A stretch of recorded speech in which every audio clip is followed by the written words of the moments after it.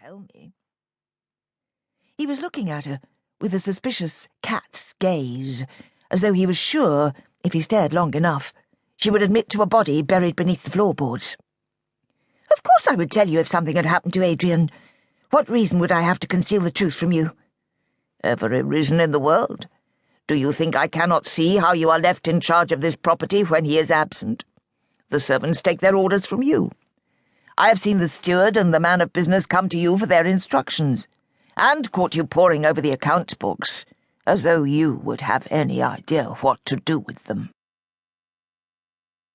After all the time she had spent reading them, she knew perfectly well what to do with the accounts, and her husband had no problem with her taking them on, even expressing his approval of her management in the few curt communications that had come to her through Hendricks.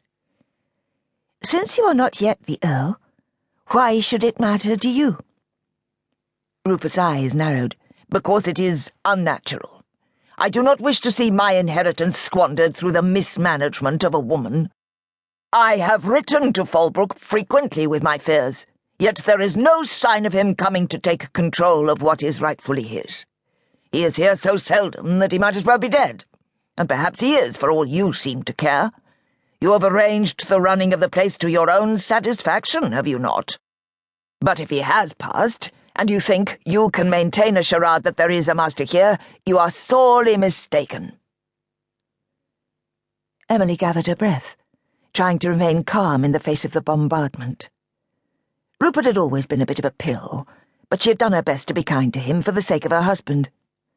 Her even temper had been wasted on both Adrian and his ridiculous cousin, and her patience had reached its end. "Your accusations are ridiculous." "I think not, madam. The last time I visited his rooms, the servants claimed he was indisposed, but when I forced my way in to search for him, I could find no trace." "If you abuse his hospitality and bully his servants, then no wonder he does not wish to see you. Your behaviour is beyond rude.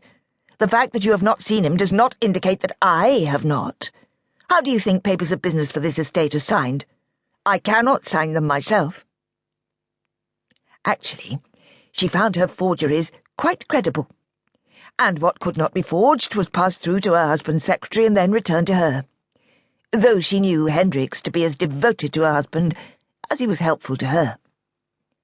While there was no proof that these papers were forged as well, she sometimes had her suspicions. But Rupert had no faith at all. "On the contrary, I've no doubt that you could and do sign documents. Should a miracle occur and I receive a letter from your husband, I will have no proof that his hand was the one that wrote it." "And I suppose you do not believe me when I say that I have contact with him regularly?" Her cousin laughed. "Of course I do not. I think it is a ruse to keep me from what is rightfully mine." His surety in the emptiness of her marriage had pushed her temper to the breaking point. "This estate is not yours, none of it. It belongs to Adrian Longesley, the current Earl of Folbroke, and after him, to his son." Rupert laughed again. "And when are we likely to see an heir from your invisible husband?" The idea struck suddenly, and she couldn't help but express it. "Quite possibly in 8 months, although it is just as likely to be a girl. But Adrian assures me that in his family the first child is almost always male." This seemed to deflate Rupert, who sputtered his next answer. "You are increasing. Yes."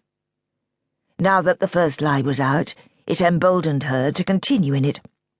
"I did not mean to be so unladylike to broach the subject of my condition, but since you insist on trying me with baseless suspicions, I have no choice. And I would think carefully, were I you, to speak what is probably in your mind, and hint that it is not my husband's child at all. If I hear so much as a breath of that, I will tell Adrian how you speak to me when he is away, and he will think nothing of family connections and run you through for spreading salacious rumours about me. He was in the army, you know.